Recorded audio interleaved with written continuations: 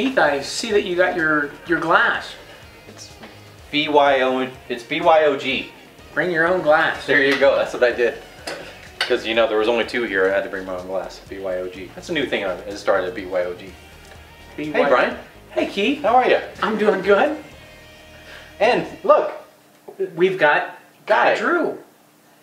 Hey, I'm gonna tell you, I'm really, no, seriously, I'm excited. I'm excited about. Are you excited? I am. Because we're giving the people good information, right? Well, we're going to. Exactly. But before we do, we need to tell them who this is. Oh, that's right. This is my friend Keith. My friend Brian. And we are. Hold it. No, hold it. Okay. That's not, we've gone through this. This is our friend Guy Drew, and this is Denver Wine Guys. We go round and round with our opening and our ending, you know. Well, whatever. No, I'm telling you, I'm excited because our friend Guy here has brought us one of his wines, one of many wines that Guy makes. But this is not just any wine. This is a wine. Where are these wines coming from? California? Cortez. Colorado. Get out of town. Cortez, Colorado? Are they all grown in Cortez, or some of the juice is from Palisade? A couple of the wines we make, the fruit comes from Palisade. There's a wine that we get fruit from Moab, which is 100 miles away from us. Yeah. But not uncommon. 90% of our wines are from fruit grown in our area. So what do we have today? We have something that I've never seen before, never tasted before, never heard of before. Keith, have you ever heard of a Metate? Something about a movie about Metate, isn't there? Metate. Metate. How's that go? And it is, Metate is a fanciful name for a wine.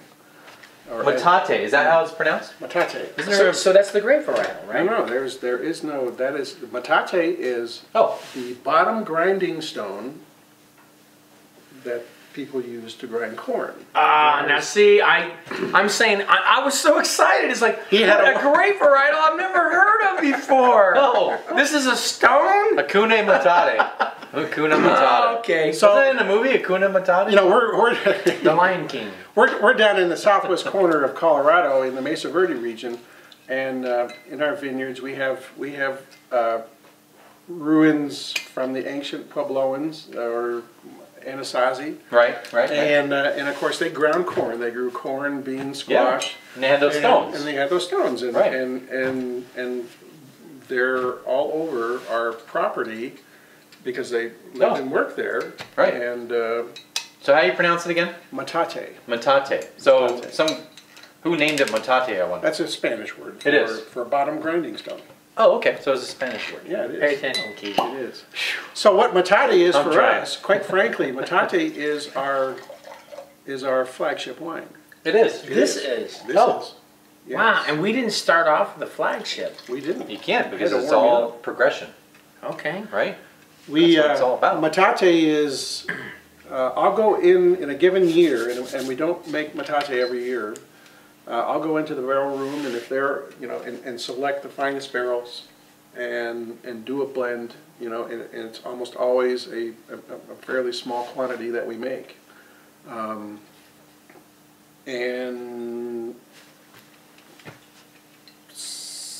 it's so small quantity, meaning how many cases? Less than 250 cases is always, and many times it's less than 100 cases. Wow.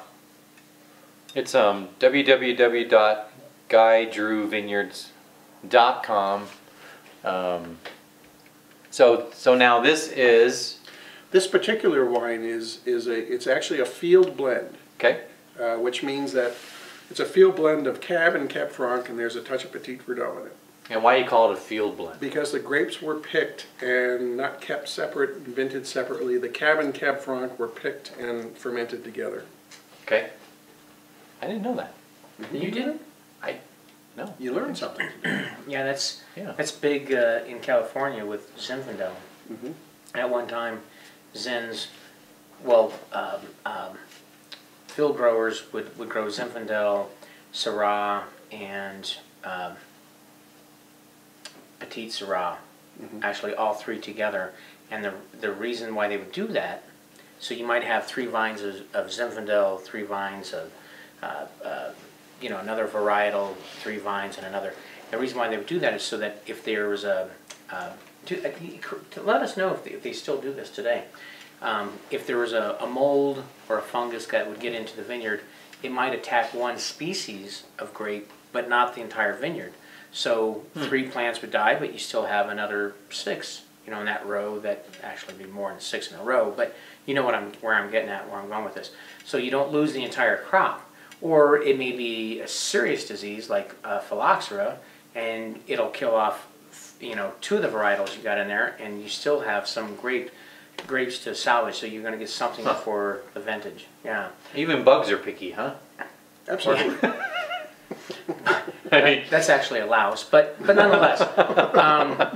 Yeah, so the field blending, they didn't bother to, okay, I'm going to separate, Syrah from Petite Syrah. It's like, these are all my grapes from the vineyard. We're going to make some juice.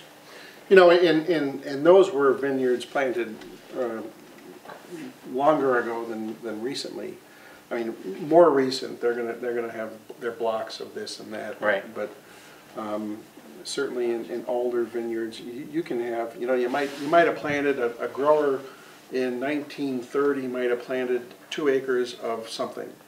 And then over time, whatever phylloxera or whatever might have taken half of it out, so they planted something else. Sure. And then instead of trying to separate out, then they would just they would just be picked and made into a single wine.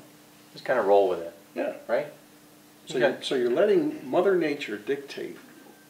Instead of fighting her, and you work with her. just work with her. That's good. Yes. Hey, and I say go visit GuyDrewVineyards.com and buy some wine, like Bryan said, because you know what? I'm Keith. I'm Bryan. And this is Guy Drew. And we are DenverWineGuys.com. Thanks a lot, and we'll see you again very soon.